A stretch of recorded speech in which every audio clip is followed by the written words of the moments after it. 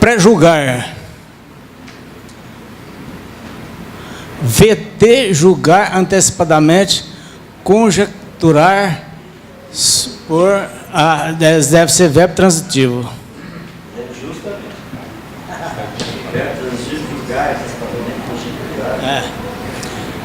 A cansada ex-professora se aproximou do balcão do supermercado. Sua perna esquerda doía e ela esperava ter tomado todos os comprimidos do dia para pressão alta, tonteira e um grande número de outras enfermidades. Graças a Deus eu me aposentei há vários anos. Ela pensou, não tenho energia para ensinar hoje em dia. Imediatamente, antes de se formar a fila para o balcão, ela viu um rapaz com 4 crianças e uma esposa, ou namorada grávida. A professora não pôde deixar de notar a tatuagem em seu pescoço.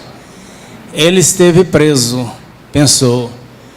Continuou a observá-lo, sua camiseta branca, cabelo raspado e calças largas levaram-na a conjecturar. Ele é membro de uma gangue. A professora tentou deixar o homem passar na sua frente. Você pode ir primeiro, ofereceu. Não, a senhora primeiro. Ele insistiu. Não, você está com mais gente, disse a professora. Devemos respeitar os mais velhos, defendeu-se o homem. E com isso fez um gesto largo, indicando o caminho para a mulher. Um breve sorriso adejou em seus lábios enquanto ela mancou na frente dele. A professora que existia dentro dela não pôde desperdiçar o momento e, virando-se para ele, perguntou: quem lhe ensinou boas maneiras? A senhora, dona Marlene, na 3ª série.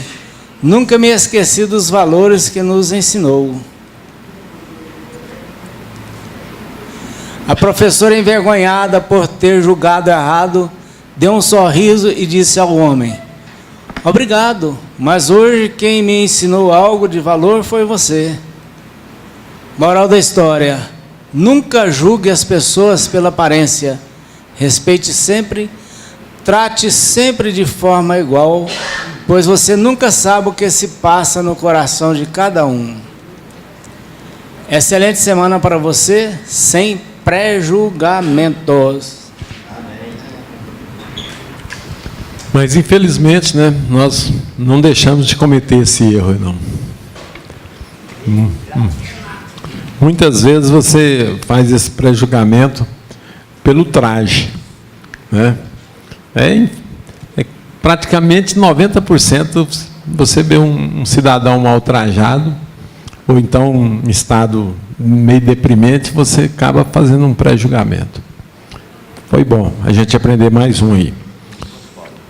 Tem. Vou deixar para você.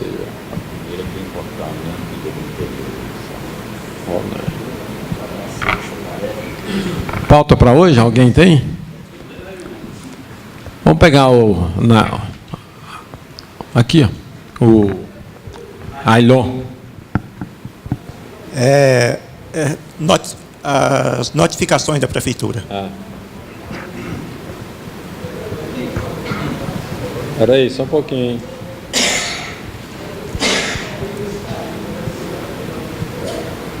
Vamos lá. Prolabore. Alaor.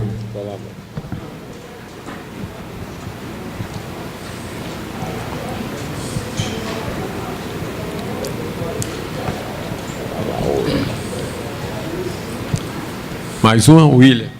Cancelamento do fiscal de serviço da prefeitura. Parcelamento. Cancelamento. Cancelamento.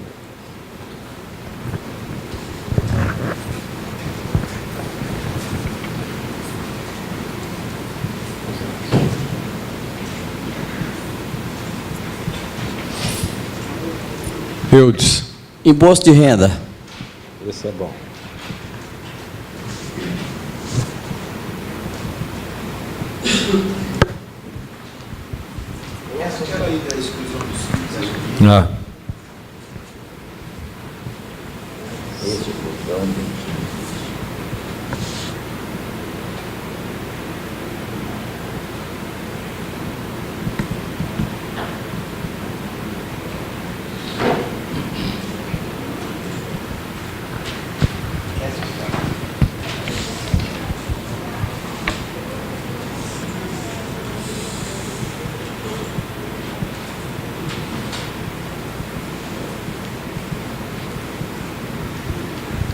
Ok, só essas mesmo, né? Vou começar aqui com o Ronan aqui.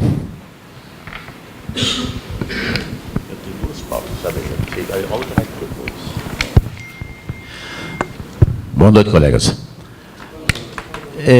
Nós estamos aqui nesse momento atendendo a nossa colega Edivane Português, associada do sindicato lá de Niquelândia. Ela me enviou um e-mail e pediu que trouxesse aqui para esta reunião de hoje, novamente, uma das pautas que nós discutimos aqui na semana para trás, sobre o DAS avulso. O que ela colocou aqui no e-mail? De Contabilidade Menezes para RPP Real. Boa tarde, Ronan. Hoje estive vendo o vídeo da última reunião do CICESGO e sobre a discussão sobre o DAS avulso. Olhe no manual do PGDAS DEFIS 2018, página 37. Realmente pode ser feito em casos específicos, porém concordamos com seu posicionamento de que, inclusive, ela até me deu consultando a lei, ela falou, veja lá o que diz o artigo 12 da Lei Complementar 123. Fica instituído o regime especial unificado de arrecadação de tributos e contribuições devidos pela União. Então, foi aquele nosso posicionamento. Ela disse o seguinte, nem tudo que nós conseguimos convém fazer. Então, naquela reunião, está ruim aqui, senhor Hélio. Naquela reunião, parece que ficou assim abrangente para nós todos associados, que isto poderia ser um ato a ser praticado e levado para os nossos clientes de que poder-se-ão fazer isto. Eu vejo com muita prudência esse procedimento de querer dizer para o cliente que ele pode requerer, pode pagar esse imposto parceladamente, escolher o valor que ele quer pagar, o imposto que ele quer pagar. Então, é aquela colocação que nós fizemos, como não tem na lei, igual eu disse anteriormente, aquilo não é lei, aquilo, e é um risco muito grande nós tomarmos associados, eu como diretor aqui, reafirmo para os presentes, para os associados. Seria uma postura muito, digamos assim, arrojada da nossa parte contador, em querer o cliente, em ele dizer para nós que, por falta de caixa, condições financeiras, quer recolher o PGDAS dele, recolher o DAS em parte, porque amanhã ou depois, com certeza, é motivo de exclusão, porque lá vai ficar a pendência, ele pagou parte do imposto e isso vai acumulando. Amanhã ele vai dizer, eu fiz isso porque você disse que eu poderia fazer, e aí vai juntando um mês, vai juntando 2 meses, vai juntando 3 meses, e perde a característica do simples recolhimento unificado de imposto. Pode acontecer várias situações, inclusive a exclusão do simples. Ela nos assistiu, ela nos parabenizou e ela disse que não perde uma gravação. Ela me disse, olha, eu concordo com você, porque isso pode acontecer, trazer sérias consequências. E como vocês ali, um grupo de estudo, vocês realmente colocou, ainda bem, Ronan, que você colocou bem claro, não faça isso que é um risco, que você sabe. Nós hoje, os contabilistas, você estando correto, agindo de maneira correta, o empresário ainda quer jogar sobre a sua responsabilidade pelas omissões dele, pelo descumprimento dele. Ele diz que você é o responsável. Imagina numa situação dessa. Amanhã, chega-se no final de ano, ela vai ser excluída porque ficou lá pendência na Receita Federal. Então, realmente, eu como associado peço, aí como sua colega e admiradora do grupo de estudo, que não deixe que os associados sintam que vocês, digamos, nos abriu essa porta para que nós pudéssemos dizer isso. Não é isso. Então, o que nós estamos dizendo, então nós retornamos aqui a pedido dela, internautas associados e os presentes. Eu acho que a diretoria deve concordar comigo aqui, que nós não estamos dando ideia e nem achamos que é correto vocês consultar lá o portal do Simples, qualquer coisa, ou pagar o DAS dessa maneira, porque vocês poderão ter sérios problemas, inclusive a exclusão do simples. Igual a regra do direito diz, nem tudo que eu consigo convém fazer. Você conseguir? Consigo. Mas a lei, ela não trouxe expressamente isso para você mostrar para o seu cliente amanhã ou depois o porquê você disse isso para ele. Aí ele vai dizer, mas eu vi lá no... Não, vi no portal, mas eu quero saber a lei. Onde é que você viu na lei? Na lei tem o artigo 12, que lá diz que foi se criada essa lei com fim específico de recolher o imposto unificado. Então, pode até passar despercebido, mas pode também o mau empresário ou aquele sem intenção deixar de cumprir, ser prejudicado e jogar a responsabilidade em nós contadores. Então, Edivane, está aí. Nós agradecemos a você, que você nos critique também nas nossas posições, agradecemos o nosso colega que trouxe isso aqui, isso foi muito bom, que isso ficou pacificado, de que realmente nem tudo que conseguimos ver lá, não convém nós fazermos dessa maneira. A ideia principal é a unificabilidade do imposto, é a unicidade. Essa que é a ideia principal do Simples, unicidade do imposto. É isso que eu quero falar. Com aqui permissão da diretoria, eu quero também lançar uma pergunta para vocês aqui. Isso deixa só o Everaldo falar nesse assunto aí.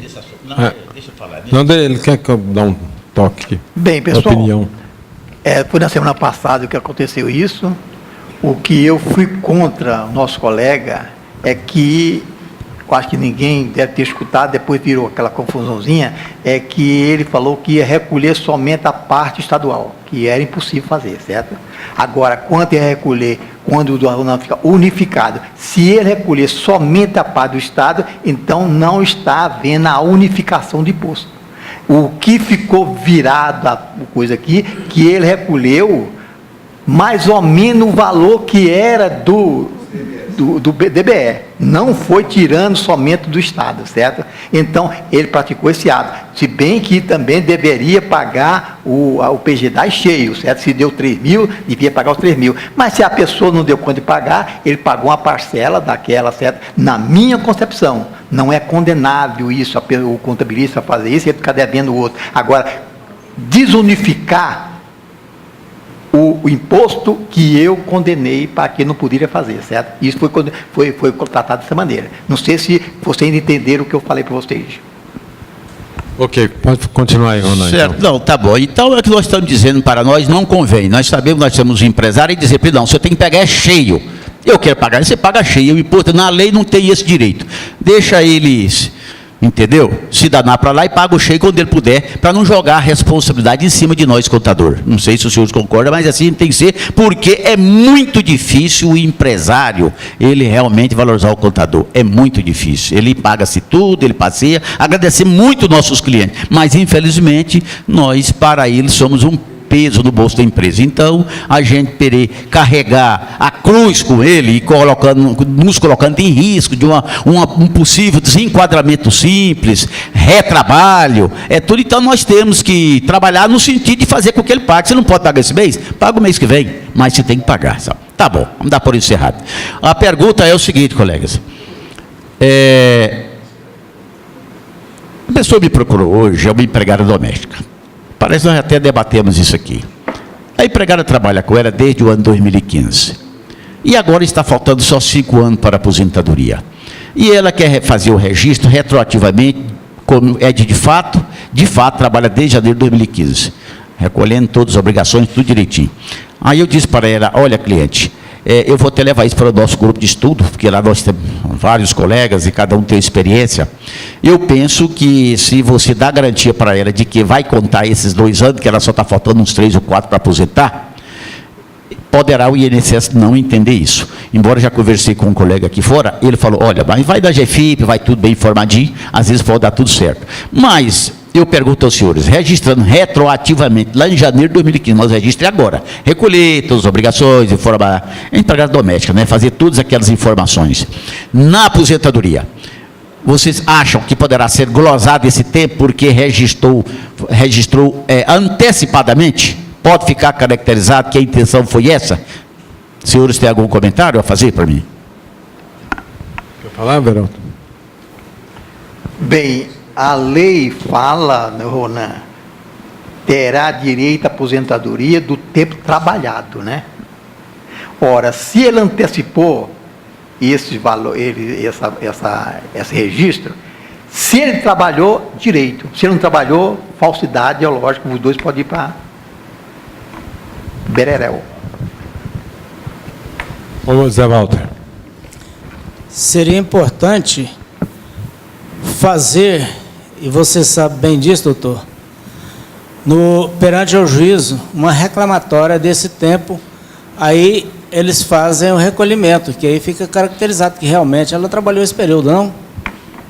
Tudo bem, José Walter fez a colocação, até procedia, José Walter, até um certo tempo. Hoje eu conheço casos, não comigo, mas já fui procurado nessas situações. Empregados que de fato tiveram aquele período trabalhado, reconhecido em justiça, e administrativamente o INSS não concedeu. Entraram na justiça, não sei se ganhou e não sei se perdeu. Só sei que administrativamente o INSS não aceita, porque estava tendo muita fraude de pessoas, às vezes, próximas a aposentar, faltando alguns poucos anos, contrata lá, conversa com alguém,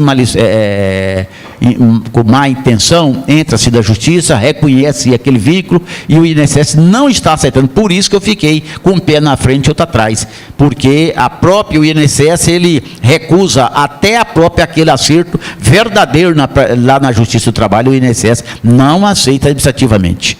Então, aqui nós temos, todos os senhores aí conhecem, aqui, disso aqui, eu pergunto aos senhores, e a senhora disse, olha, se você achar que eu quero pagar os seus honorários para fazer tudo isso, até o advogado, quer pagar todo, mas está em outra área, pagar todos os seus honorários, mas o meu desejo não é fraude, não, ela trabalhou de fato. Agora, para eu pagar e não contar para a aposentadoria, eu preciso levar o conhecimento dela isso. Então, continua aí com os senhores aí, o Eudes, o Adair, o William, todo mundo aqui, dos senhores aqui. Pergunta para você. Houve recolhimento do INSS? Nenhum recolhimento. Ela trabalhou, não recolheu nada. Agora vai fazer o registro a primeira vez. Ela trabalha desde janeiro de 2015. Você, Ronan, tinha um processo meu e eu inclusive dei para você, certo? Aí constatei, a carteira de trabalho não é prova comprobatória, certo, para fim de aposentadoria. Não foi que nós perdemos o seu processo, e o juiz não acatou, sabe? Se bem que eu paguei mesmo, certo? E, doutor Ronan, eu estava olhando aqui, mas não consegui localizar, parece que é na Lei 8.212, que fala da Previdência, que ela diz o seguinte: a contagem de tempo, ela é só a partir do primeiro pagamento tempestivo da contribuição previdenciária. E isso, no caso, ela menciona quando é o empregado, o autônomo. Agora, no caso de empregado, aí eu tenho minhas dúvidas, ficaria também em aberto. Eu só queria fazer esse registro, no caso, quando é autônomo, ele é só quando é o pagamento tempestivo da primeira, que passa a contar o período de tempo da carência para a aposentadoria. Então, o restante entra na base de cálculo da média, mas o tempo de aposentadoria começa a partir da primeira contribuição tempestiva. No caso do empregado, se ela é doméstica, eu imagino que, como não se faz GFIP, não se faz GFIP, seria o recolhimento também, o empregador recolheria através do carnê, aí ele se tornaria o autônomo, a mesma coisa, para o meu ponto de vista. Ele não é enquadrado, a não ser quando ele enquadra como doméstico, o recolhimento, como é que fala lá, facultativo, que tem aquele recolhimento facultativo para as zonas de casa. Mas, mesmo assim, volta à tempestividade. Então, eu imagino que, se não for via judicial, para o juiz reconhecer vínculo, aquele período ali, assinar carteira, só que aí já não faz GFIP de doméstico, então, seria dar uma dupla interpretação nesse sentido aí. Olha para vocês verem como é que é a responsabilidade do contador, A cliente chegou, cobrei o honorário até muito bem, muito satisfeito pelo que eu dei para ela, falou, olha, tudo bem, não é questão do honorário, mas eu quero saber se realmente ela vai aposentar.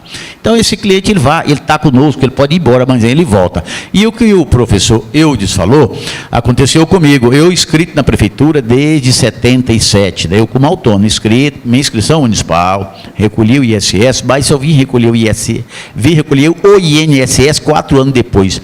Lá, quando a minha aposentadoria na prefeitura, eu trabalhei administrativamente ali no INSS, o cidadão disse o seguinte, o auditor falou, não, você pode até recolher por for o íntimo seu que você recolher para provar isso. Para aposentadoria não vamos considerar não. E eu tinha a prova tudo, tinha o cadastro da prefeitura, com o INSS e tudo. E isso realmente aconteceu comigo, desse jeito que você falou, Eudes. Então, colegas, com referência, o que vocês acham? Então, aí, aqui, todos pensam que realmente não arrisca o palpite de registrar e conseguir aposentar. Daí, fala aí para nós, Daí. Bom, primeiro, ela tem quanto tempo de contribuição já? Ela me disse que ela estaria faltando, parece que 4 anos, né? Ou 5 anos. Ela tem, então ela já tem aí seus 10 anos, né, de contribuição, né? Isso. E a idade dela também já vai chegar aos 65, sabe? Certo. Agora, o que o Eudes disse ali, desde que sejam autônomos, não tenha nenhuma contribuição, começa a contar o tempo a partir da primeira contribuição sem penalidade. Mas no caso do doméstico, ele tiver vínculo empregatício direitinho, comprovado, prova testemunhal, documentos contemporâneos, provavelmente não fez nada, né? Não tem. Esse é que é o problema. Tudo isso é analisado, mas deveria passar pelo crivo judicial. Certo. Sem isso aí, é suspeito de fraude. É um risco, né? Um risco. Até porque, como nós sabemos, nesse caso é verdadeiro. E para aquele caso que não é verdadeiro, a cor é a mesma dos dois. Bom, a testemunha aí vai pesar, né? E o caso é verdadeiro, teria como provar. Pois é. Não há o problema da primeira contribuição, porque ela já tem outras anteriores. Pode ter perdido o tempo de carência, mas com as contribuições posteriores, depois de um certo tempo, ela é somada, conforme o artigo 13, se não me engano, da 813. 813. Ou 3048, não sei, um dos dois ali tem que vai ver sobre essa carência. Mas se contribuiu por um certo período, é somado ao tempo anterior também. E eu até quero dizer para os senhores, foi até meu menino que cobrou da senhora lá R$ 2.500 para fazer esse serviço. Eu achei até bem pago, né? Falei, pô, R$ 2.500 ela vai pagar, então precisa dar informação segura para ela. E afinal vai pagar muito bem pago os honorários, sabe? Agora, de um certo tempo para cá, já tem o E-Social. Essas declarações do E-Social não estão sujeitas a penalidade pela falta de apresentação mensal. Talvez vai gerar um débito alto de multas aí. Eu não acompanhei esse detalhe, né? Tudo isso tem que ser analisado, né? Correto. Mais alguém me ajudar aí? Nós estamos divididos. Vou para frente ou não faço retroativo? Parece, Ronaldo. Não Irani. sei. Fala, Irani. Vamos lá, Irani.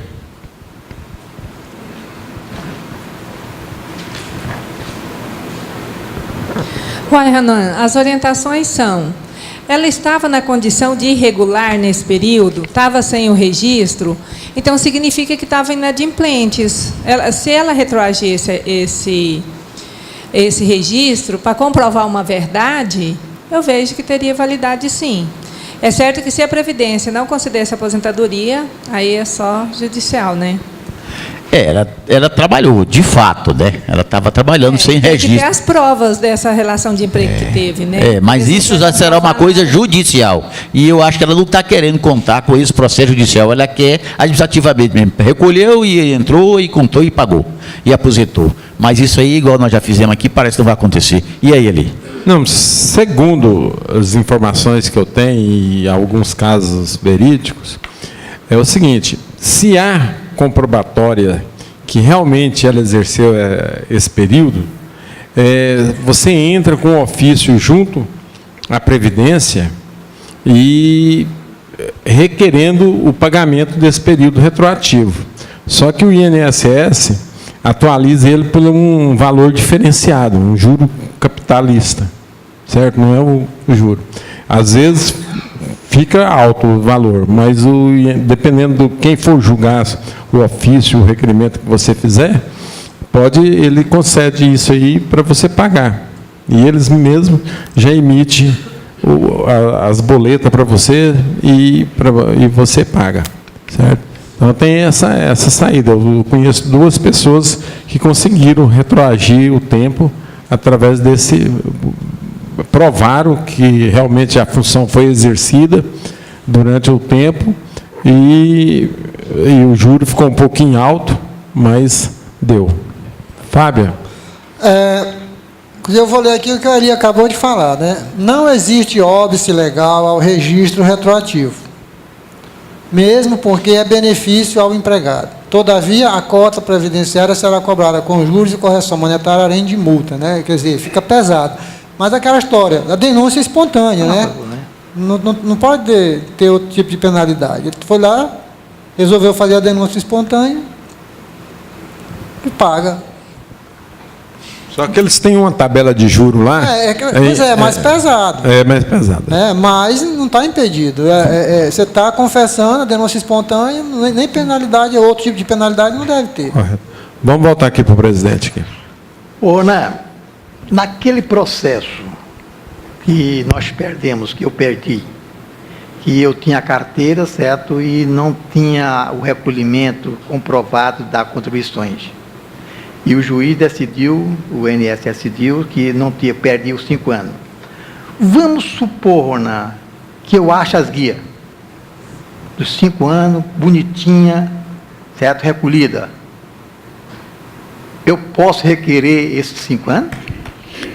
Aí é o seguinte, no processo em concreto do Everaldo foi o seguinte, a gente só tinha a carteira de trabalho, não tinha uma documentação oficial, porque naquela época, quando ele baixou a empresa dele, ele foi no INSS, e lá o auditor do INSS anotou na carteira que até aquela data estava tudo pago, e bateu um carimbi, ainda lembro bem, estava até um pouco rasurado, qualquer coisa lá do INSS, não é rasurado, ele assinou assim de um jeito que ficou meio confuso, mas só tinha a carteira de trabalho.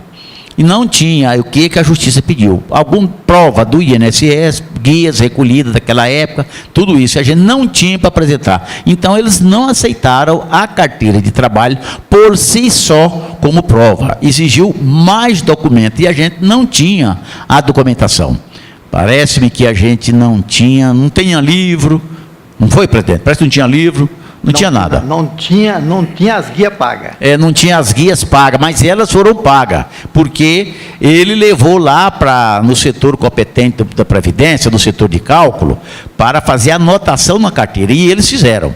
Então, a gente entendeu que se fez na carteira é porque apresentou toda a documentação necessária, e dentro dessa documentação seriam as guias pagas, mas a gente não tinha as referidas guias. E aí deram a fundamentação e perdemos o recurso.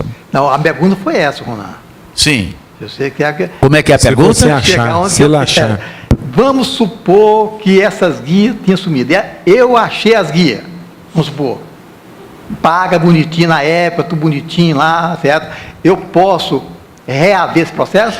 Olha, aí é o seguinte, porque transitado e julgado, nós tivemos prazo para apresentar aquilo, porque senão a justiça não acaba nunca, o processo nunca ele tem fim. Entendeu? Nunca ele tem fim, o processo tem o início e o fim. Por isso que se marca a audiência, intima-se as partes, notifica, para estar tudo naquele horário, naquele momento. E tem o período de apresentar a documentação. Agora que se chama transitou e julgou. O que a transitou e julgou? A sua decisão, ela foi aqui em Goiânia. Você tinha um prazo de caminhar daqui até Minas Gerais, ainda para você entrar com recurso. Só porque você passou de Minas, você foi lá para São Paulo, foi para o exterior, você perdeu o prazo, transitou e julgou, ou seja, pacificou, consolidou. Isto é o meu entendimento. Você está viajando por Minas Gerais, eu estou perguntando. Na época, ele falou assim, tem ficou bem claro, somente a carteira não é documento comprobatório. Eu realmente perdeu as guias. Futuramente o cara achou a guia, certo? Que comprova que realmente pagou. Agora, transitou e julgado, eu não posso voltar com esse processo? Bom, não vai desculpar falar? Você tem o direito, e está claro, da gente reivindicar, apresentar as guias para a justiça. Agora vai ficar a cabeça do juiz. Tá aí já mudou, já, tá vendo? Cabeça do juiz, certo? Então, se comprovar que eu achei as guias, o processo durante 20 anos, certo? Passou, eu vou lá provar. Eu achei as guias, está aqui as guias. Ok. Certo? Pronto. Você se prejudicado por falta desse pagamento? Foi? 5 anos. Você teve diminuição na sua aposentadoria? Houve. Então você pode entrar com outro tipo de ação tentando reivindicar. Agora o que eu dou discordo do senhor Ronan, que foi o transitor jogado, perdeu, não posso tentar com nada mais. Nesse processo. É isso, gente? Nesse processo, realmente não, você perdeu. Tá bom. Antes de passar para peraí, vamos explicar. E as guias apareceu, Everaldo? Tá bom. Não, vamos falar mais não. Eu não gostei do antes de passar para o Odair ali, para o Fábio falar ali. Tá bom. Não, a questão aí era se a empresa pode ter um empregado e quer registrar ele retroativo. Não, é o empregador doméstico, né? Registrar empregado doméstico. É registrar ele retroativo. Que reconheceu legalmente o vínculo. Tem essas duas alternativas, que é ir lá espontaneamente, fazer a denúncia, só que vai ter que fazer CAGED, fazer todas as obrigações. Todo como eu te falou. E tem a alternativa, se eu não me engano, foi o doutor Zé Valdo que faz via reclamatória trabalhista, que eu acho que é bem melhor. Essa é a pior, o juiz não reconhece, Fábio, o juiz não aceita. Aí ele vai fazer reclamatório, depois tem que entrar na justiça. Mas está tudo bem. O juiz está para defender o trabalhador que vai fazer a denúncia. De provar, ué. Ele levou testemunha. Ô, Ronan, dá uma observada no artigo 10, e o combinado com 58 da IN 77, 2015. Artigo 10, com o artigo 58 da IN PRES 77 2015. IN 77. Isso, que é essa IN que a Previdência trabalha em cima dela. Tá. O artigo 10 trata da comprovação da remuneração e vínculo. Perfeito daí, tá ótimo. A IN 77. Tá, obrigado daí. Ela abre um portalzinho aí. Microfone aí para ele. Se conseguir provar, o artigo 10, ele trata da comprovação do vínculo e remuneração do empregado para fins de inclusão, alteração, ratificação e exclusão dos dados do CNIS. Artigo 10? O artigo 10, que ele é combinado com o artigo 58, e lá atrás o que é preciso comprovar lá. Se conseguir comprovar... CLT ou... Não, da IN 77, que trata dos benefícios. Se apresentar recibo que foi pago. Lá, se eu tiver, por exemplo, contra-cheque, se ele fez algum contra-cheque tempestivo, pagou com cheque nominal, junta a cópia de cheque, tira o microfilme lá, entendi. É uma das provas, tem várias provas lá. Só repete o ano para mim da IN, Adair. 2015. Pois você vai no Google lá, IN 77. Tá. 2015. Daí, não fazendo um papel do mesmo dia, né? Um cheque do mesmo dia lá, achou a cor do cheque. Só prova testemunhal mesmo. Mas até, Daí, eu até digo, digamos aqui, sem desprezar os outros colegas e tudo, eu falei, nós temos um professor lá daí que eu tenho certeza, doutora, sem show de lá nós vamos ser, não, mas eu vou falar o nome dela de você para ela de novo hoje. É o Adair, mostrou para nós, está ali aqui, ó. Aumenta mais R$500 para mim que eu estou mostrando ali agora, aqui, sabe? Ok. E o Adair tem a vantagem, que ele fundamenta, né? O Eudo, você tocou num negócio aí de facultativo. O facultativo pode contribuir até quanto tempo? Não tem tempo, não. Não? Previsto, não, porque... Vamos supor que eu perdi o emprego e fiquei 10 anos como facultativo, depois volto a ser empregado ou empresário. Você diz que o facultativo ele é um desempregado, porque quando você contribui como empregado, ou como autônomo, aliás, então você, automaticamente, você gerou um determinado segmento que você esteja trabalhando como autônomo, né? Ou um pedreiro, ou um motorista, ou um pintor, qualquer coisa assim, você é um autônomo. O facultativo, você não tem a obrigatoriedade de recolher também de todo ano, todo mês, e nem não tem um valor estipulado, desde que você esteja contribuindo com valor mínimo, porque o que fala lá quando você vai pegar fazer o recolhimento lá na Previdência? Ele diz assim, contribuinte filiado antes de 99 ou depois de 99? Porque quando você fala que é antes de 99, ele pede a classe que você está lá, de 1 a 10. Né, que seria de 1, 2, até 10 salários mínimos, que seria naquela época. Correto. Quando é a partir de 99, você coloca o valor de contribuição acima do salário mínimo, qualquer tanto você quer contribuir. A mesma coisa com o facultativo. Porque se um determinado mês, porque a partir do momento que você está recolhendo também com facultativo, você fica como segurado preferencial na Previdência, né? Com todos os direitos, né? De todos os licença, doença, aposentadoria, porque, tudo, né? Que você está contando o tempo para aposentadoria normalmente. Ok. Deixa só um pouquinho antes de você falar, o presidente está com o dedo em... Ô, Eudes, vamos supor que ele recolha facultativamente mais de 5 salários mínimos. Ele terá que declarar também isso como rendimento certo de 5 salários mínimos, né? A partir do momento que ele está recolhendo como facultativo, ele tem que ter uma origem desse dinheiro dele lá, né? Agora você falar assim, não, eu estou recolhendo facultativo, mas a minha esposa está dando esse dinheiro para me recolher, né? Ela está recolhendo para mim em meu nome, mas se chega um determinado limite, ele fica a ser suspeito, né? Porque como é que o rapaz que está desempregado recolhendo facultativo com uma contribuição tão alta, né? Ela não é vista com bons olhos. Mas aí eu pergunto hoje como que está a receita com a Previdência, será que ele não vai pegar imediatamente ele? Pode começar, né? Você vai 1 ano, 1 mês, 2 meses, aí vai na sequência, mas peraí, mas de onde é que está vindo essa movimentação? De onde está vindo esse dinheiro, né? Porque daqui a pouco, que a Receita está começando a fechar o cerco, inclusive nas contas bancárias, né? Inclusive agora, tipo assim, quando você pagava pouco INSS e declarava muito, ele quer o INSS da diferença. Agora, quando você paga muito INSS e declara pouco, ele quer a diferença do imposto de renda. Quer a diferença do imposto de renda. Porque é o caso, igual, não sei se eu comentei semana passada, que a Receita instituiu o livro Caixa Rural, né? Então já vai começar a fechar o círculo isso aí também, ó. Correto. Para 2019. Agora é que você falou, o facultativo, se ele for tiver dinheiro para provar que tem dinheiro suficiente para pagar, fala, não, estou pagando o meu capital que eu tenho. Isso, né? às vezes ele tem uma aplicação financeira, ou então, por um infortúnio ele perdeu o emprego, mas fala, não, então vou manter o meu nível. Então a reserva aqui, estou pagando pela minha reserva. Pela minha reserva, vou manter o meu nível de recolhimento para manter o padrão do teto máximo.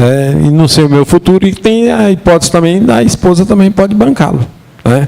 Exato. Ele pode declarar que paga sobre R$5.000, mas ele está desembolsando R$1.000 e poucos. Né?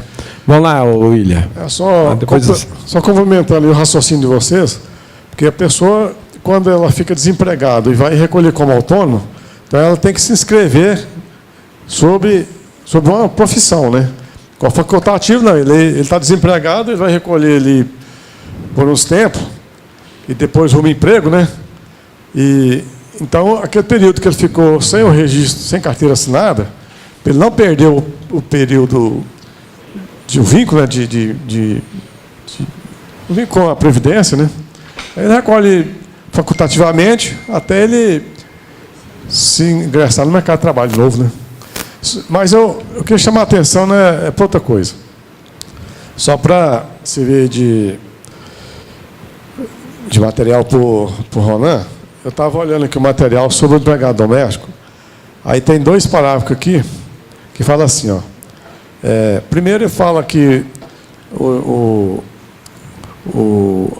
empregado doméstico, ele recolhe, a partir da formalização do vínculo, né, de emprego, aí isso é base para começar a fazer a contribuição para a Previdência.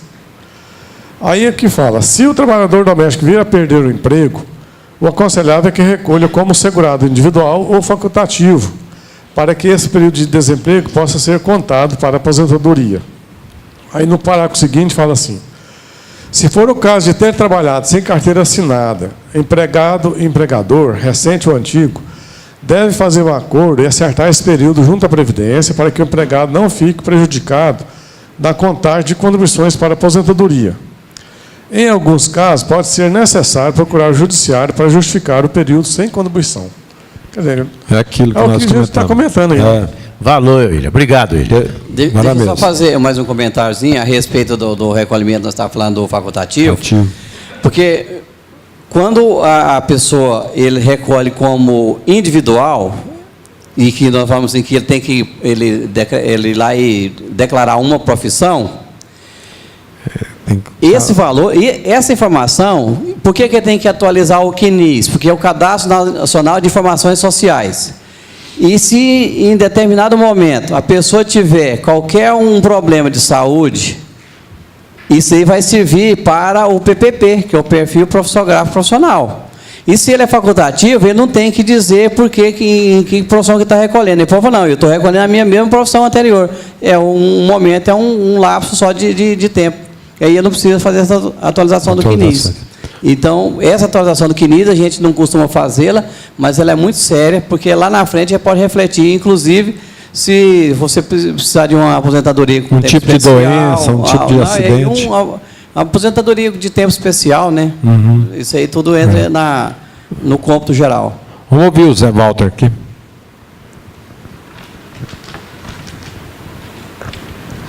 É só um alerta pelo seguinte: quando você está recolhendo como autônomo, então é considerado que você está tendo rendimentos.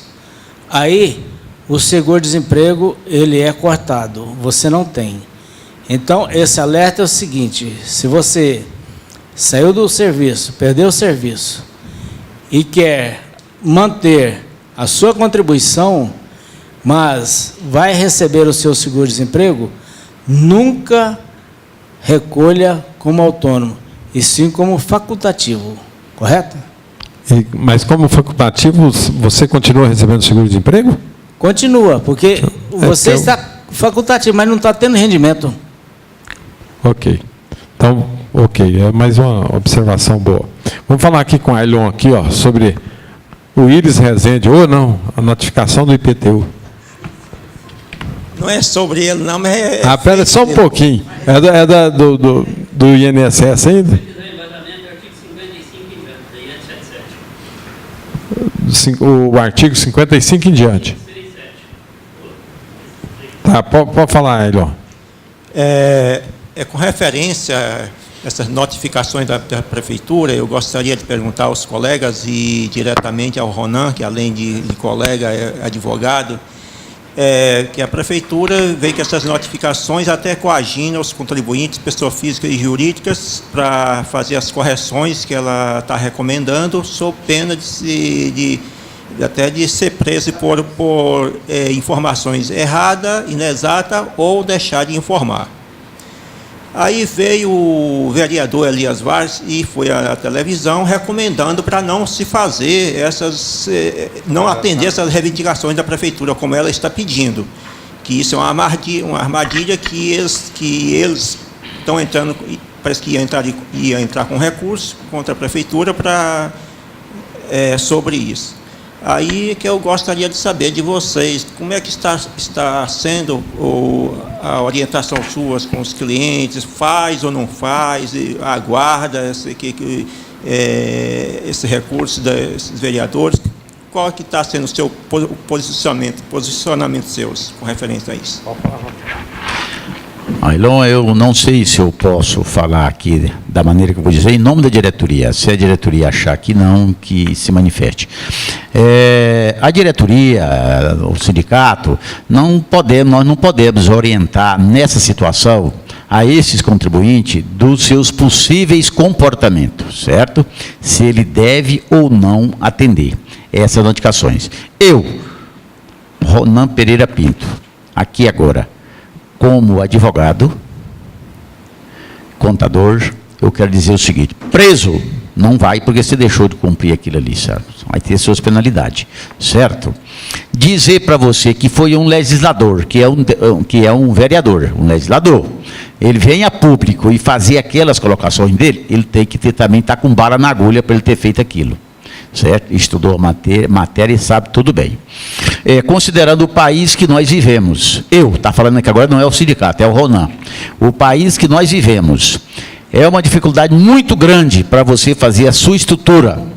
E que eu pesquisei e vi até algumas colocações que depois de você responder aquele questionamento, aquela sua inscrição primitiva, que te dá um direito de um certo tratamento privilegiado, ela vai deixar de existir. Vai passar a ser uma outra inscrição com data da agora. e você já estaria numa vigência de novas exigências.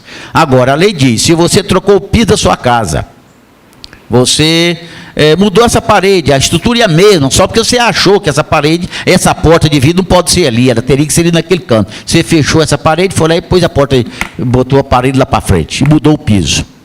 Isso aí, claro que você vai estar chamando para você, certo?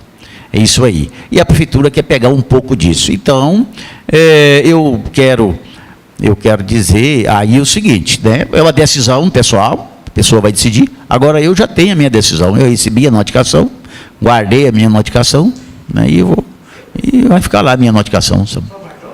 Só guardei, botei na minha gaveta lá. Sabe? Vamos ouvir o Zé Walter aqui. Peraí. Deixa o Zé Walter falar, depois você fala. Porque ele está na frente. Ué.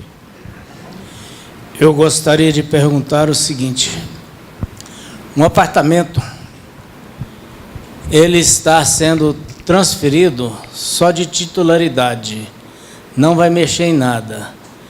Vai ter reflexo? Aí agora eu te informo com convicção, não. Que a lei diz o seguinte, se você mudou alguma coisa, a titularidade não. Se você mudou alguma coisa referente à estrutura do imóvel. Se o seu piso era verde, você quis colocar branco. Você vai lá e informa para o prefeito. De repente o piso verde ele era mais caro, mas o prefeito vai entender que o branco agora está em moda, você vai pagar mais caro do seu IPTU, sabe? Fala, Everaldo.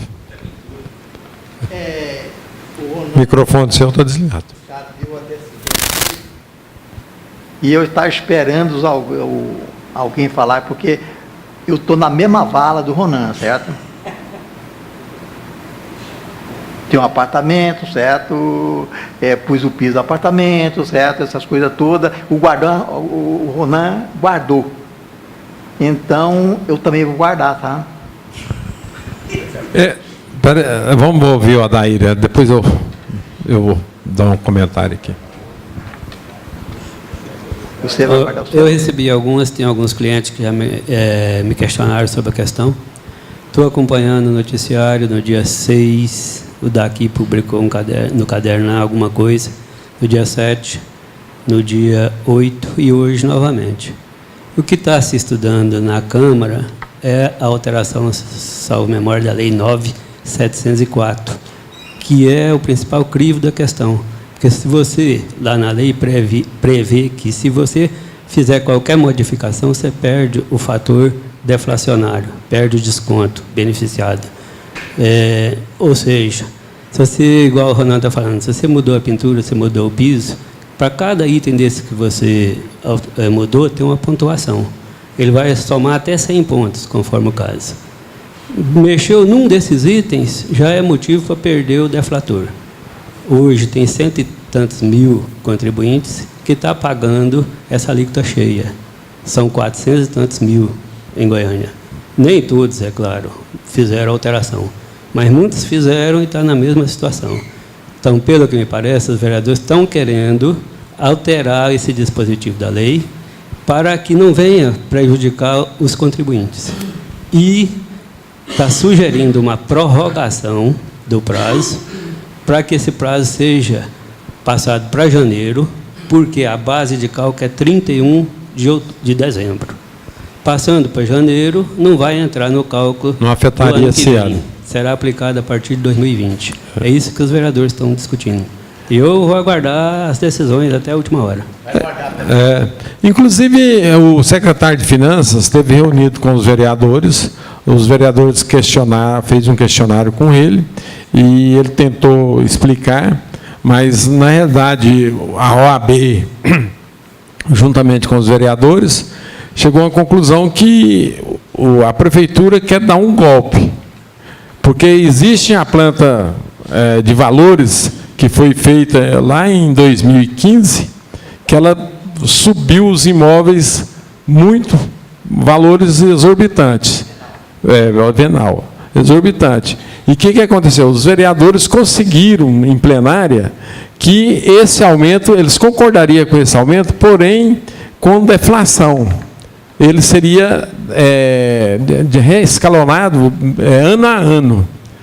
E quem, segundo a OAB, preencher esse formulário, esse questionário, ela vai perder toda a deflação, todos os descontos possíveis da deflação, já ia pegar a planta de valores cheia, o valor ia lá para cima, e com o agravante ainda do preenchimento do questionário, falando se houve reforma, se houve melhoramento, aí sim o seu imóvel seria mais valorado. E então, foi isso que o Adair falou, o Ronaldo também comentou, eles estão vendo que se estender o prazo para janeiro, porque não afetaria o IPTU de 2019, né? E enquanto eles estudam uma situação diferenciada, né? Aí, inclusive, a OAB também falou, a multa é R$ 58,00.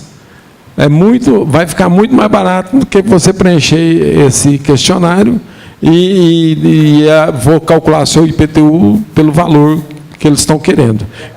Não tem cadeia, diz que é passivo, não tem problema nenhum. A única coisa que vai te penalizar é os R$ 58,00. Se você não preencher e não entregar. Eu não recebi ainda, né? Mas se você preencher, aliás, não preencher, devolver o questionário com os mesmos dados que estão lá, você está declarando perdendo a deflação. Aí você cometeu, tipo assim, vamos supor, se houve modificação e você declarou que não tem, falsidade. E, além disso, você concordou com a assinatura do que lá embaixo, no rodapé, tem lá que você concorda com os negócios. Então, aí o seu imposto seria perdia do fator deflacionário lá. Então, o ideal é pagar essa multa e não... fazer igual o Ronan, engaveta e espera se parece os R$ 58,00 para pagar. Espera eu despedir ali primeiro. Não, eu recebi de 2 apartamentos e um que eu moro não recebi, né? Então eu imagino que não deve, ele não estava entrando na questão do deflator. Pelo menos no IPTU desse ano, lá não constava deflator. E os outros imóveis, sim, constavam deflatores. Eu recebi, eu acessei o sistema lá, verifiquei que não havia nenhuma modificação. Eu conferi no IPTU a quantidade, a metragem, o que eu acrescentei? Meu nome, CPF, data de nascimento, o número da matrícula e o cartório de registro de imóveis que pede, né, que é esse o nome da mãe. E as informações lá, eu concordei que não tem mais nada a acrescentar, porque realmente não tem modificação. A questão de piso, por exemplo, lá fala assim, piso de cimento, piso de chão, não sei o que tem, é de cerâmica. Então, o meu apartamento é piso de granito, mas lá não tem a opção de colocar granito. Então, deixei que é piso de cerâmica, normal. Não tem outros lá, não? Não quer saber, não. É cerâmica mesmo. E iluminação pública, sim. Asfalto, sim. Isso aí, lógico que tem o asfalto, né? Mas estava em branco essas caixas de seleção. Finalizei e mandei embora. Então, você está sujeito a perder a deflacionário. Eu quero ver se vai, depois, no futuro, se vai ter alguma pessoa. Porque se eu concordei que está lá a modificação, aliás, concordei com o que estava no cadastro, que eu conferi com a minha escritura, não tem modificação nenhuma. Pois é, mas segundo os vereadores e a própria OAB, é uma pegadinha que a prefeitura fez. Pois é, mas se a pegadinha... Você preenche os dados, é mentirinha. O que ele quer é tirar do fator deflacionário seu. Tá, mas tudo bem, tá. Mas se na minha escritura, a mesma metragem que consta lá, é no que está no cadastro que ele me mandou, então não houve nenhuma alteração na característica do imóvel.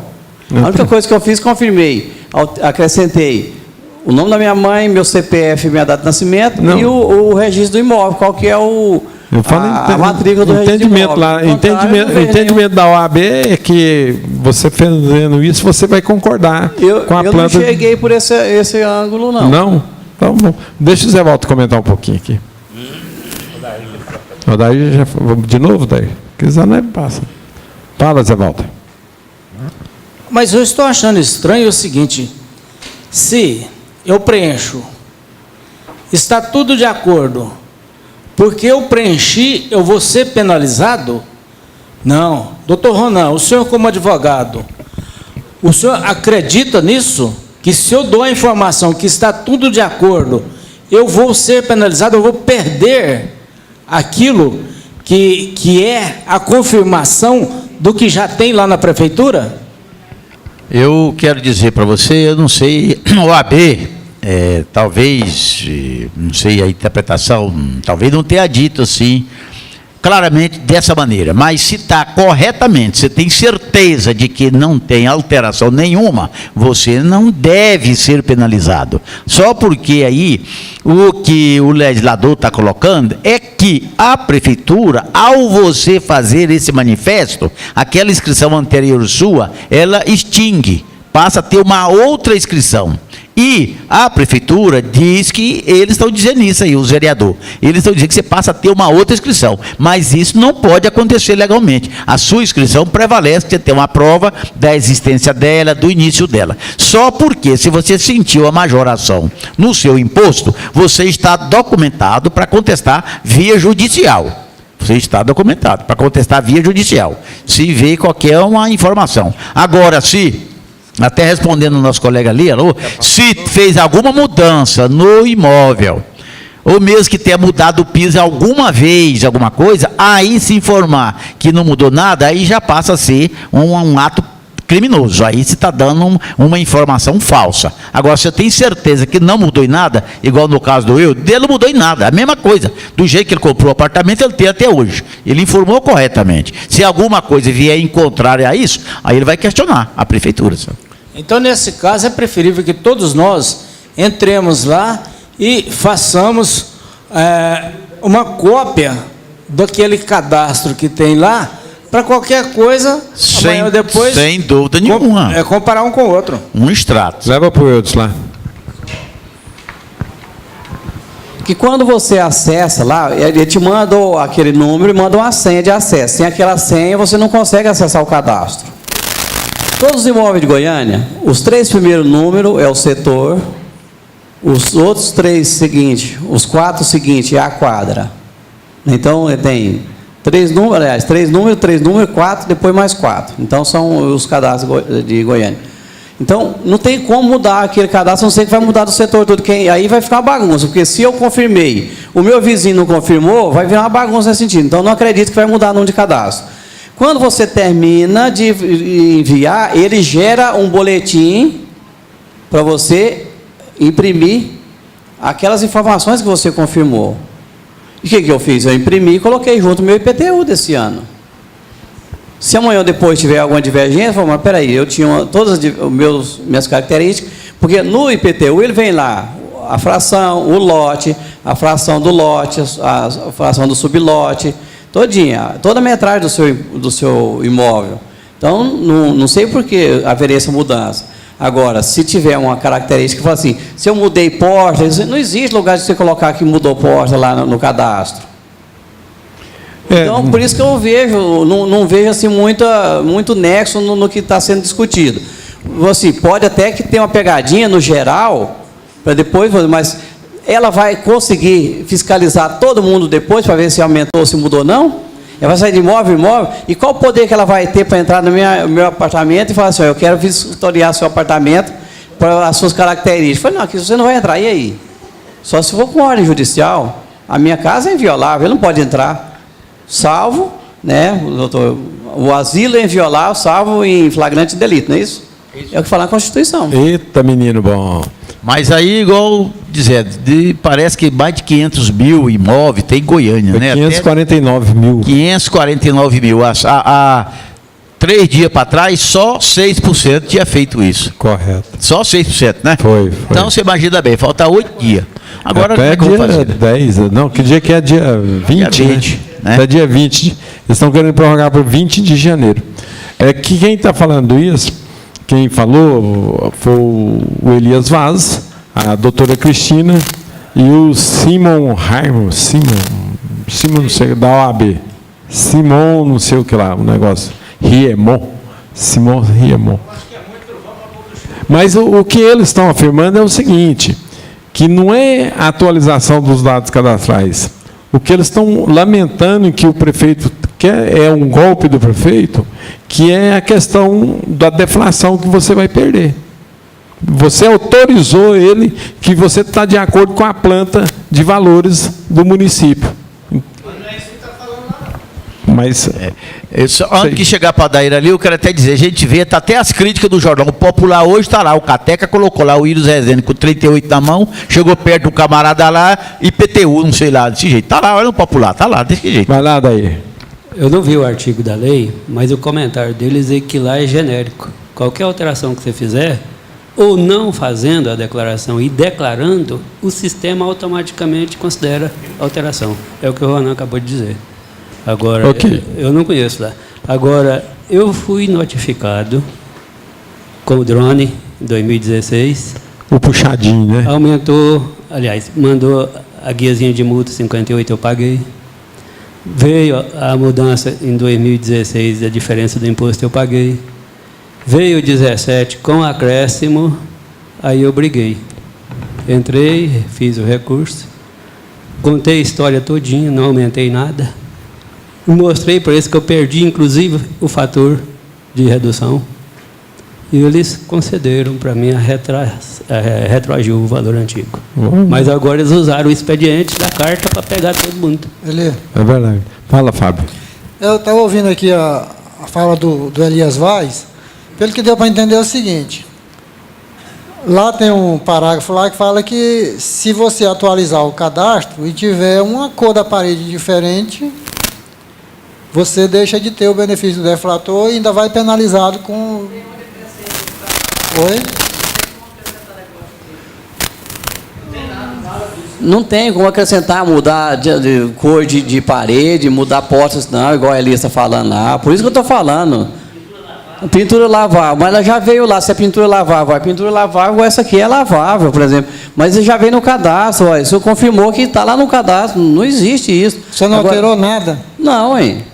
Agora, assim, lá tem assim, pintura lavável ou pintura fosca, tudo bem? Veio lá que é lavável. Já veio no cadastro, você confirmou que não teve alteração. Agora, falar assim, mudou a cor de pintura, mudar a porta, que o Elias está falando ali. Por isso que eu estou falando, tem coisa que não tem nexo no que ele fala. Mas ele está jogando, como se diz, merda no ventilador. Pintura, não está perguntando a pintura lá? Sim, pergunta se é pintura, mas lá tem pintura lavável, mas já veio no cadastro, do jeito que foi feito, o cadastro inicial. O que eu estou dizendo é que ele falou que se alterar alguma coisa do que está no cadastro original, perde o deflator. Isso, olha, isso aí, Eudes, o Elias está no vídeo, eu vi, foi no jornal, exatamente isso, ó. Está lá no jornal, Popular, ali lá esses 2 dias para trás. Se mudou a cor da tinta, mudou o piso, qualquer coisinha que você mudou... Está no Popular, mas porque entrevistou quem? Os vereadores que estão contra o projeto. Então, o que falaram no vídeo, jogaram no papel, mesma coisa.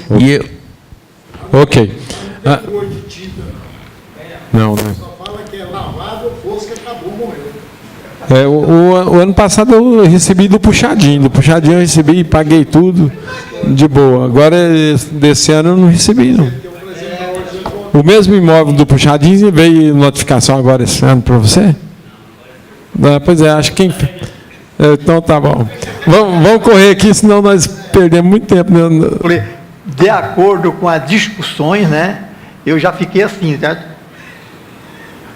Será que eu apresento logo? Não apresento? O senhor está pior que o meu, viu, cara? Eu quero meu trabalho. Aliás, está não. Vamos supor, o Ronan colocou até elevador, né? Acabou, não fala nada não. Fala nada não. Vamos para frente aqui. Aí, Ailó, você viu o rosário todo aí, você define o que você faz. Vamos lá com a Laura lá, vamos falar de Prolabore. Não sei se eu mandei fazer lá, certo? É o seguinte... Vamos ouvir aqui o Alaor, pessoal. A empresa tem 2 sócios, partes iguais. Um dos sócios, para efeito de aposentadoria, quer que a retirada dele seja, por exemplo, de R$5.000. Agora, numa distribuição de lucro, como é que a gente vai compensar isso aí? Porque um sócio está retirando parte do lucro dele no Prolabore. Como é que a gente faz nesse caso aí, hein? Deixa meu amigo Adair começar essa resposta aí. Passa para ele aí. Microfone aí, Adair, vai lá. Bom, legalmente, Prolabore é trabalho, né? Não tem nada a ver com lucro. Agora, quer fazer uma compensação por via indireta, né? Só que 100% não tem jeito de ele ajustar isso aí. Porque o Prolabor ele é ajustado entre as partes. O lucro é aquela história, eu sempre obedeci o percentual. Só que há aquela questão aí, que pode haver percentuais diferenciados. Partindo do princípio que pode haver diferenciado, é fácil de ajustar aí. Fala no microfone aí. Bom, ficaria no prejuízo em relação à despesa, né? Mas isso há meio de se ajustar. Faz os cálculos e ajusta. Desde que você é adepto ao percentual diferenciado na distribuição de lucro, não há problema. Não. Faz os cálculos e ajusta os percentuais. Nós somos Prolabor do lucro distribuído, parte em 2. O lucro ele será partido em 2. Mas e o Prolabore, que é de 5 mil, que o outro já... Pois é, mas é o que eu estou falando. Ele está tirando, vamos supor que seria, somos Prolabor, mais o lucro distribuído, divide por 2. Abate o Prolabor de 5 mil, os encargos. Mas essa distribuição ele teria que ser igual. Hein? Não, mas é que o Adair falou, e há um dispositivo aí que é permitido a distribuição de lucro sem ser pelo percentual. É desproporcional. A regra é essa. Deixa o Everaldo comentar aqui um pouquinho. Microfone seu está desligado. Microfone. Vezes 12 dá 60, né? Dá 60, né? 60 mil no ano. Ele terá que ter um lucro maior do que os 60, porque se ele tiver menos do que os 60 distribuídos, aí vai dar zero, porque se eu tiver prejuízo, quando eu aumentei para 60, e ao invés de eu dar lucro, eu dei um prejuízo, certo? Eu não posso distribuir nada. Aí virou um trem, né? Então, ele terá que ter um lucro, ele terá que ter um lucro maior do que os 60 mil, que sobra ainda, certo? Para ele proporcionalizar isso. Agora, a parte dele que ele vai proporcionalizar, se a lei está falando, não sei onde que o menino está falando, que eu posso distribuir lucro sem precisar olhar a proporção do capital, certo? Então, isso é fácil fazer. Mas o perigo é que essa distribuição dê maior do que o lucro. Deixa o Eudes falar, que o Eudes estava... Eu ia falar para a Laura o seguinte, Laura, no contrato social, se não tiver previsão da distribuição do lucro desigual, você faz alteração contratual lá na remuneração dos sócios, que o Prolabore for definido entre as partes, e a distribuição dos lucros não será obedecida à proporcionalidade do capital social. Que aí um pode tirar 1.000 no mês, o outro pode tirar 10 mil no outro, e aí pode fazer. E aí entra a questão, se o que tirou um salário mínimo, o outro tirou 5 mil, por causa de aposentadoria, mas na hora de distribuir lucro, é 50 mil, quanto foi mais o Prolabore? Deduz, né? Então 50 mil, dividiu por 2, 25, mas você já tirou 5 de Prolabore, mesmo que eu não tenha sacado ele, agora, que às vezes ele também fez como Prolabore lá, mas não tirou realmente esse dinheiro, ele foi só para fim de encargos, vai ter os encargos vigorando, incidindo sobre esses valores aí, que a parte que a empresa está pagando. Por outro lado, ele está sendo beneficiado também, está diminuindo o lucro, porque se ele usou 5 mil de Prolabore e o outro só 1.000, diminuiu o lucro da empresa. Então, por isso que tem que deduzir na hora o Prolabore. E aí, quem está tirando Prolabore menor tem que ter um lucro maior na distribuição. E isso desde que esteja previsto em contrato. Fala o microfone aí. É uma declaração... É alteração mesmo ou é só uma declaração que passa na JUSEG? Não. Você faz uma alteração contratual, né, na cláusula, na remuneração do sócio. E se quiser também fazer uma ata de reunião de sócio e registrar na JUSEG, ela vai ter a mesma validade. Depois você inclui isso aí no contrato social, porque às vezes, para não ter que gastar com o contrato social, todas as alterações, você tem que vir, você faz, prefeitura de coisa, você faz uma ata e registra lá na JUSEG, vai gastar R$200 no arquivamento, que aí assina, reconhece firma, e falando sobre essa desproporcionalidade. E aí você arquiva, depois você inclui essa cláusula no contrato social numa próxima alteração que tiver. Fala aí, Fábio. Tendo cuidado que não pode ter prejuízo. Não, sim, você sabe, a antecipação de lucro, né? A antecipação de lucro você pode fazer agora, a não ser que você tiver somente no final, né, do ano, mas como ele quer antecipar, já vai fazendo a previsão, porque mais ou menos você está levando a escrituração contábil, você está sabendo se está dando prejuízo ou lucro durante o decorrer do exercício. Vamos ouvir o Fábio aqui. Bem, o que eu ia falar é o que o Eudes falou, que ele tem que prever isso no contrato. Distribuição 10 proporcional lá, botar no contrato. É o que ele comentou, e eu sou da opinião, o contrato você fez uma vez, ele é definitivo. A ata, todo ano, você tem que fazer a ata. Mas há previsão aí de fazer essa distribuição sem obedecer os índices lá de participação, né? Estando na cláusula contratual, pronto, o que vale é o contrato. Deixa o Ronan comentar aqui também. Uma coisinha aqui, colegas, é o seguinte, já resumidamente, distribuição de lucro. Aqui já fala antes que o contador tem que ter muito cuidado, viu, nessa distribuição de lucro. A divisão dos lucros, também chamada de dividendos, equivale ao valor devido ao sócio, trabalhando ou não na empresa, relativo ao resultado apurado pela contabilidade no exercício fiscal. Aqui que chamou lá a responda do contador. Trata-se da remuneração do valor aplicado e do risco assumido para fazer a empresa girar. Portanto, é o retorno do recurso investido. A distribuição dos lucros deve ser feita de forma proporcional, de acordo com o número de cotas do capital social da empresa, que cada sócio possui. Aí ele deu exemplo. Inclusive, bem antes aqui, ele fala da responsabilidade do contador. Então, né, e às vezes a gente já vem aqui agora como advogado. Se lá o cidadão tem 90%, o outro tem 10%. O contador que fez contabilmente o inverso daquele. Quem tinha 10, ele deu 90 para ele. Quem tinha 90, ele deu 10. O contador que fez o inverso. Então, eu já digo aqui o seguinte, esse entendimento de dividir os lucros de forma diferente ao capital social, seria prudente uma ata de reunião entre os sócios e arquivada na junta comercial, tirando aí a responsabilidade do contador. Sabe? Volta aí, Fábio, vai lá. O que respalda esse ato é o artigo 1007 do Código Civil.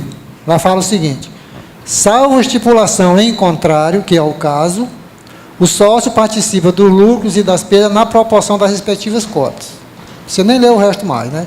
Então, é na proporção das respectivas cotas, salvo estipulação em contrário. Então, se você estipular em contrário no contrato, é o que vale. Artigo 1007 do Código Civil. E se estipular em contrário, faça-se registrar na junta comercial, sabe? Ok.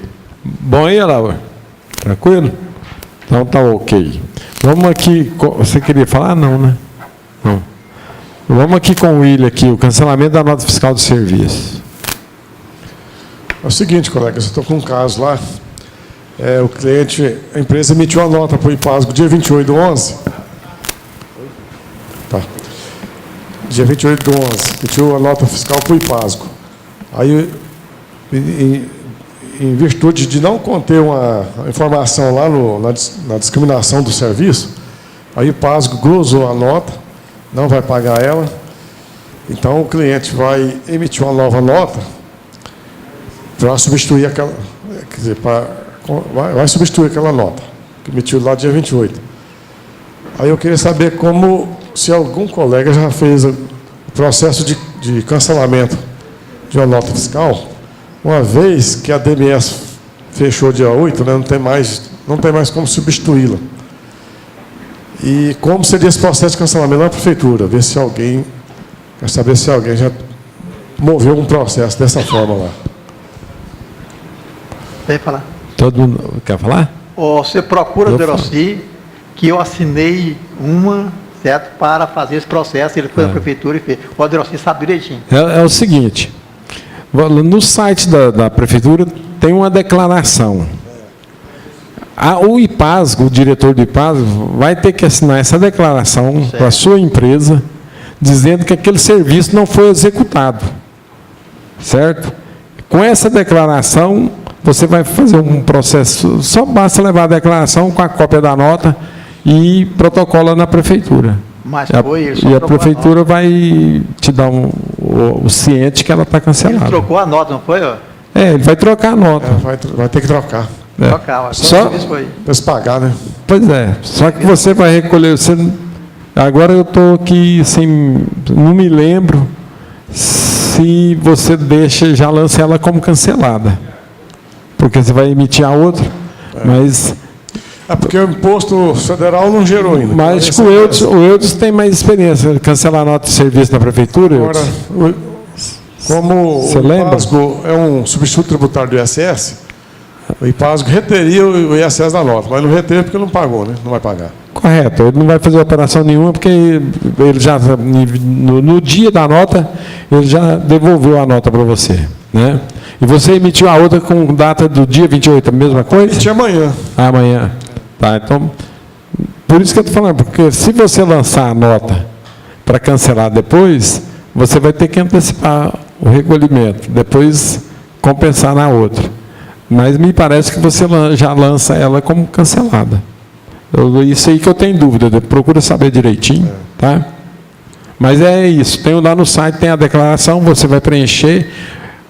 Quem tinha a obrigação de preencher era o IPASGO, certo? Mas geralmente o seu cliente ou fornecedor é muito preguiçoso, manda para cima de você. Aí você já vai levar para ele vai assinar, você tem que reconhecer firma, certo? Se ele pagar o reconhecimento de firma para você, vai ser bom, entendeu? Praticamente, o cara que é prejudicado, que precisa do serviço, ele tem que fazer tudo. Você sabe o problema que pode ocorrer? Da prefeitura não cancelar essa nota esse ano e cancelar no ano que vem, né? Eu ficar com ela em abril. Não, é rápido lá. Não é demorado, não. Não, é rápido. Mas você acompanha ela pela REST lá. Ok. Adair, fala aí, Adair. Inclusive, eu estou até com um processo de um cliente para cancelar, porque eles erraram o CNPJ, e é nota de outubro. Então, estou entrando lá. E na hora de cancelar, eles pedem já que você leva a nota que você quer cancelar e já leve a nota que você substituiu a correta que vai vigorar. Então, é já para cancelar. Então, inclusive, eu vou protocolar amanhã de manhã. E como você vai lançar essa nota que vai ser cancelada? Vai lançá-la? Cancelada, automaticamente está excluindo o sistema. Você não tributou ela nem nada? Não tributou, não. Ok. Daí. É isso aí que vocês falaram. Lá tem 3 tipos, parece, de declaração. Uma é pela não execução, a outra é por erro, ou tem uma outra que é outro motivo. Eu já fiz vários casos desses, inclusive do IPASGO. É rápido o processo, você junta lá conforme a orientação do próprio sistema, protocola lá, porque já foi fechado a DMS. Essa que é a dificuldade maior, porque senão você poderia entrar no próprio sistema e fazer antes do fechamento. Mas como já fechou, você vai ter que usar o expediente do processo. E não demoram, não. Na DMS pode usar o recurso de abater o tributo lá? Ela é substituição tributária. Então, não entra no cálculo do recolhimento normal. Mas os outros impostos? Se não pedir o cancelamento, aí eles cobram. Dá problema para o IPASGO. Então, deve pedir para evitar problema para o próprio IPASGO. Okay. Então, faz o processo imediato, já exclui das bases de cálculo do PIS e COFINS, se tiver que fazer, e para não dar problema, espera a resolução do pedido. E lá dá a justificativa, explica tudo detalhado, junta as notas fiscais conforme a orientação. Pronto, William. Só um minutinho. Essa declaração, você teve que ir lá no IPASGO para assinar? É o que eu digo para você, quando é não execução, precisa da declaração do tomador, mas tem uma outra opção que você pode usar lá que não vai precisar dessa declaração. É? Não sabia desse detalhe aí, não. Ok, deixa o Everaldo comentar aqui. Pergunto, e o imposto deve ser pago de acordo com a primeira nota, né? O IPASGO, eles só aceitam a nota depois que eles passam o cálculo e do jeito que eles querem. Infelizmente, tem que ser assim. Existe a IN 21 no âmbito municipal que permite que você tribute o imposto na data da emissão da nota. É outros 500. Mas se a Receita Federal e os outros vão aceitar isso? é questionável. Mas pelo âmbito municipal, tem uma IN 21, acho que não revogaram essa IN, até hoje ela é antiga. Ok. Que vai tributar pela nota definitiva. Correto. Mas calma lá, mas o imposto não é devido pela prestação de serviço? Sim. Pois, mas tem um IN na prefeitura que permite você emitir a nota. O próprio IPASGO não aceita se você emitir a nota pela fatura. Você pode até reconhecer a receita contabilmente pela fatura, mas o IPASGO só aceita a nota depois que calcula tudo bonitinho, calcula o imposto e manda você emitir a nota. E se não fizer do jeito que eles querem, eles pedem o cancelamento. Ok. Vamos lá com o Eudes lá, vamos falar do IR. Não vai dar tempo, não. Imposto de renda pessoa física. Existe as obrigatoriedades. Valor mínimo de rendimentos, né? A partir daqui, o valor mínimo ali tem que ser tributado. E a idade mínima para declarar imposto de renda? Não se fala nada nisso, né?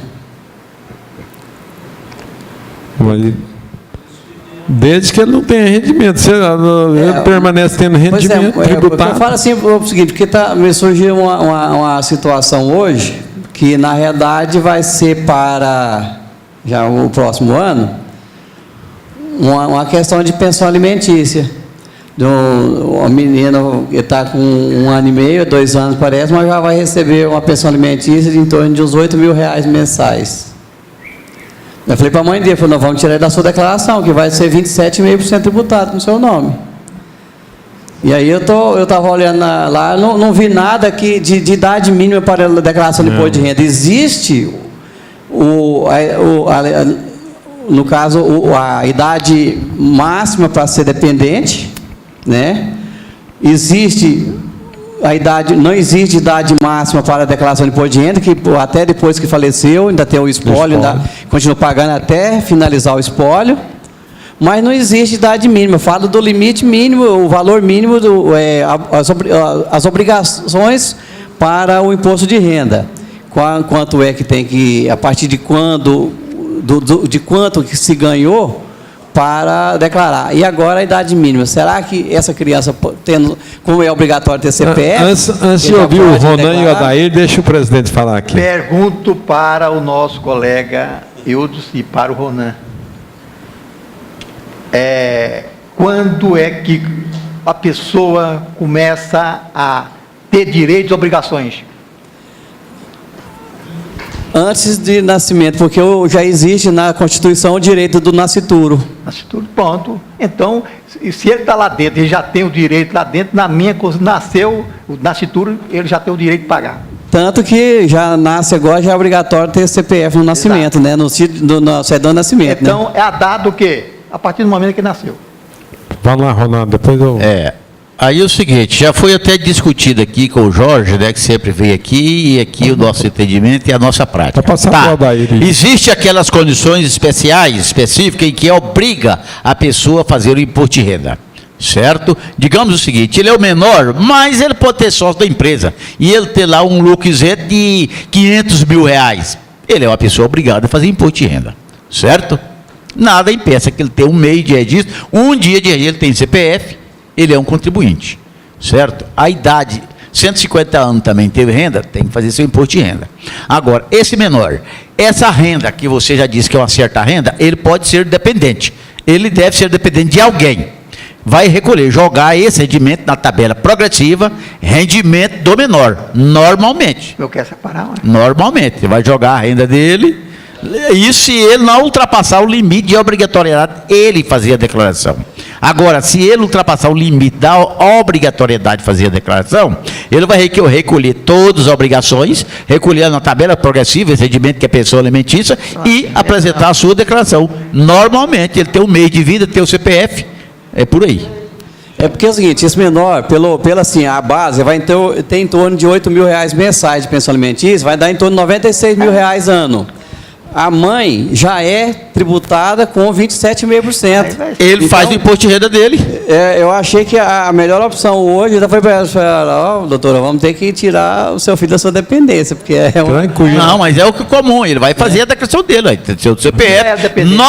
Normalmente, quando tiver qualquer um assunto que ele tiver para se resolver junto à fiscalização, é a mãe que é representante legal dele. Agora ele vai ser. Eu tenho isso, um caso desse no meu escritório. É filha, por exemplo, vou até dizer, de uma delegada de polícia. O filho do delegado dela é menor. O menino tem, parece que 8 anos. O pai, que era delegado, também morreu, assassinado, sabe? O filho recebe uma grana boa de pensão, ficou para o filho. Ok, vamos ver o Adair. A dúvida já foi esclarecida, que é a data, a partir de quando, né? Então, desde o nascimento, que hoje já sai com o CPF próprio. Mas eu só quero alertar em relação ao carnê-leão, né? Esse é o detalhe, tem que ajustar o leão. Carnê-leão, mensal. Desculpa, Upi. Porque nesse caso aí... Desculpa só um pouquinho. É o caso, a gente que é contador, né? Não estou falando que você não é contador, não, pelo amor de Deus. Nós estamos exatos, né? Pim, né? O advogado rudeio. Assim, ó, faz aqui, né? Por isso que ele ganha mais do que nós. Exatamente, sim. A questão do carnê-leão, que você falou, porque antes ia ser retido na fonte, passado, normal, recolher no final, né? Mas nesse caso aí, a partir do momento que fizer a sua opção de retirar ele da dependência da mãe, aí nós vamos passar o recolhimento mensal do carnê-leão. 27,5%. Não, nesse caso aí, o recebimento já está previsto para agora, como diz, dentro em breve, né? Se não for esse próximo mês, é possível que seja no próximo mês. Agora, fala só um pouquinho, falando na... Está na hora de ir embora, rapaz. Falando na tem mais 3 pautas aqui. É resguardado, ele está no útero da mãe. Ele nasceu, respirou, transmitiu o direito de obrigação. Se ele não respirou, nada feito. Pelo que eu tenho o natimorto, né? Agora, mas eu tenho o nascituro e o natimorto. O natimorto, eu já vi uma questão seguinte, que dependendo da obrigação que tinha o pai antes, ele passa a ter o direito, porque ele tem, eu acho que tem um... Respirar, pai. Eu acho que tem que, nesse caso, se já nasceu morto, ele tinha direito, às vezes, no caso do pai, as obrigações de fazer parto, esse tipo de coisa ali. Mas ele, daí para frente, não tem obrigação mais, né? Me parece, certo, que esse caso específico, certo, só transmite direito de obrigação a partir de nascer e respirar. Aí sim, aí é diferente. Nesse caso, nasceu, respirou, mesmo que faleceu, mas já é... Vamos com a mão a pauta aqui. Exclusão do Simples. João. Vamos explicar aí para nós. Colega, é o seguinte, a exclusão do Simples lá por percentual lá no capital, como está se dando, hein? Como pode acontecer? Deixa eu falar para ele. Fala aí. Bem, lá no artigo 29, aqui eu mais coloco lá, verifico, é o artigo 9 e 10. Vamos supor, o artigo 9, a empresa, certo, não poderá ter um prejuízo superior a 20% da receita. E no 10, certo, ela não poderá ter um lucro inferior a 25%. Não, eu falo por participação, desculpa. Por participação no capital social do sócio. Participação no capital social. É 80% e 10% que negócio dá. Aquela é outra interessante. Vamos supor assim, me coloca. Dá dois fatores. Aquele participa do Simples Nacional ou não? Tem que verificar isso. Se é do Simples Nacional, aí 50%. Se não é, 10%. Não. Ou é o contrário? Deixa eu falar aqui. Deixa o Ronan explicar. Vamos ver.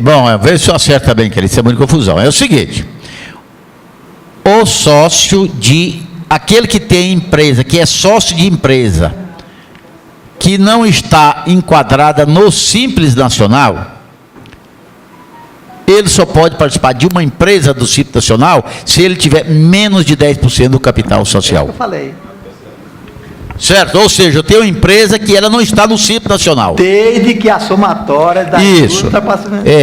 Desde que somando as duas, eu posso até ter uma empresa que não está no Simples, mas se somar a receita dela com a outra que está no Simples, não ultrapassou o limite, aí eu posso ser sócio acima de 10%. Pois é, e agora, se todas as empresas dele for do Simples Nacional, é quantos por cento?